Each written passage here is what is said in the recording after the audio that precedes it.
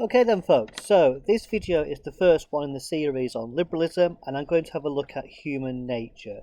I think human nature is essential for all three of the ideologies because human nature really shapes the views of each ideology towards their views of the state, society, the economy, and then for liberals, things like, how they view freedom and tolerance and individualism, etc., etc.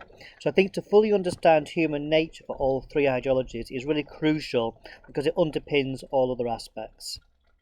So, I think I'm going to argue in this video that liberals tend to agree on human nature. There are some areas of disagreement, but to a pretty large extent, I think liberals tend to agree over human nature. And I suppose the first area of agreement is that they all reject this kind of pre-Enlightenment view. This view, which is held by conservatives, that people are nasty, people are fundamentally flawed, people are irrational, and therefore, as a consequence of those things, people need a strong state and they need a strong kind of church or some other kind of moral guidance to give people that ability to progress in kind of a correct way. All these things are rejected by liberals. They very much hold to this idea of the Enlightenment, where people are basically rational, people can make individual choices, people are motivated by self-interest. So, the first area I'm going to have a look at then is rationality, a key idea of the Enlightenment, that people are able to make judgments on their own. They're able to make judgments based off evidence or based off knowledge which they have, and people can make these kind of rational choices. And all liberals, both modern and classical liberals, fundamentally agree that humans are rational and are capable, they're intellectually capable of making moral, political, economic decisions in their own self-interest and for the interest of others as well. John Locke, our classical key thinker, has a nice quote on this. He said that reason must be our last judge and guide everything. Reason must be our last judge and guide everything. So this idea that people are rational, and rationality is what guides our decision making. Mary Wollstonecraft, our other key thinker, also pointed out at the end of the 18th century that women were equally rational as men. So her contribution was that, because John Locke talked about men quite a lot, she pointed out women were just as rational as men, which was quite a radical idea in some quarters at the end of the 19th century. Some believed that women were not rational, unlike men, their brains were smaller, etc., etc. So Locke and Wollstonecraft believe that people are rational, and modern liberals do as well.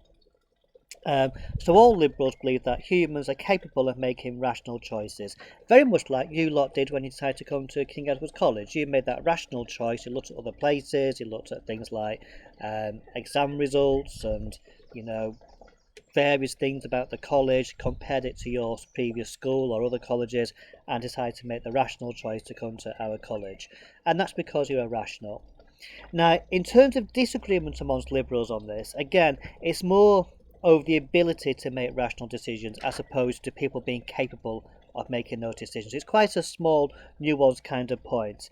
Modern liberals point out that people can only make rational decisions if they're not restricted.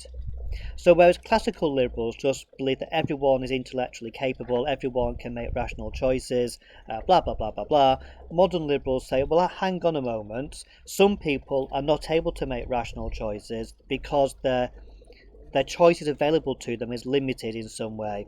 That might be down to economic factors, which means that people can't make perhaps the rational choice which they'd like to make. It might be down to cultural or social reasons. So Betty Friedan, for example, our other key thinker, she feared that culture prevented women from being able to make rational decisions all the time. They were too restricted by society. Rawls and Friedan were also concerned about people like African Americans, for example, living in poverty, the state discriminating them for all those decades. Again, those things prevented them from making rational decisions. So for modern liberals, their main concern is that not that people are not rational, but they believe that economic and cultural factors might prevent people from making fully rational decisions, and therefore some kind of state intervention is needed to help them out. Whereas classical liberals tend not to have that view. They just think that everyone is rational, therefore everyone can make those decisions themselves. And then finally, my counterpoint on this would be, although it is true that modern liberals do believe that some people are less able to make rational decisions because of their circumstances, they still believe, like classical liberals do, that people are rational and people will make rational decisions. The point of difference is that I suppose the range of decisions available to some people is limited compared to others, and that might prevent them from making the best choice for themselves. Okay, the other area to have a look at is that all liberals believe that human nature means that people are individual. Self-interest motivates all individuals, and this again is a key feature of human nature amongst liberals. Both classical and modern liberals believe that humans are individual, humans are guided by self-interest, and of course these links into their views of people being rational. You know, you can make decisions for yourself because you are rational. Liberals also believe that people should help themselves to improve themselves, and they believe that every individual wants to improve themselves as well, wants to maximise their potential worth. Not just economic worth, but kind of moral worth and kind of moral worth. I can't think of any other worth at the top of my head. So liberals believe that people should help themselves to improve themselves, and again these things link into their views about the economy, views about the state. And linked into all of this is their ideas of something called foundational equality. The idea that in the natural state, in a state of nature, maximum freedom is being free from authority, being able to do very much as you please, and because we are rational, we can make rational choices about ourselves. We don't need to be told by a church or a state what we can and cannot do. So all liberals, modern and classical, do believe that individualism and self-interest are fundamental to our human nature, and it drives us forward, I suppose. Where there's disagreement amongst liberals on this is, again, it's often down to the ability to do these various things. So, for example, both John Locke and John Stuart Mill, two of our key thinkers, they believe that people are motivated by self-interest and we're kind of mutually indifferent to others. So in other words, we get on well with other people, but it tends to be for our own self-benefit. And if we don't need them, then we tend not to, bother too much with other individuals. Modern liberals tend to have a more positive view of this. They tend to see that people are self-interest, but we tend to rely on other people as well, and we use other people not just for our own self-interest, but for kind of more empathetic reasons as well. So this classical liberal view of egotistical individualism is a little bit too bleak for many modern liberals. They do see people interacting more with other individuals for their own self-interest, but also, as I said before, for empathy with other groups as well. Modern liberals as well, they reject the classical liberal view that people should help themselves to improve, because they point out, well, some people can't do, or some people find it very difficult to, because their economic circumstances or political circumstances, they prevent some people from maximising their own self-interest, and therefore the state should play a role. The state should be involved in helping people to maximise and improve themselves as much as they possibly can. The state is needed to give people the maximum freedom in order to enjoy individualism.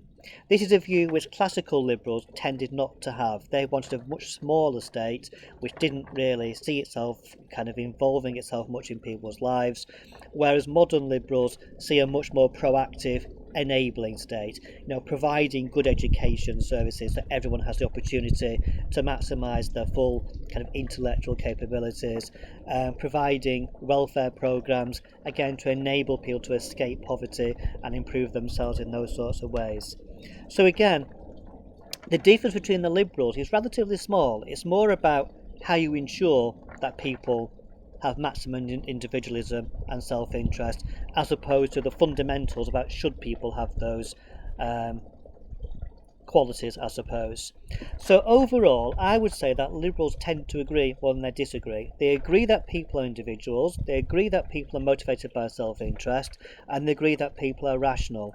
Areas of disagreement tend to be quite nuanced about, I suppose, about the circumstances and the ability to maximise those potential qualities. Does poverty and culture prevent people from making fully rational choices, or maximising their self-interest, or maximising their individualism? They don't really agree over those actual concepts themselves. They just kind of agree over the role the state and the economy should play to help people to fully see the potential of those particular qualities.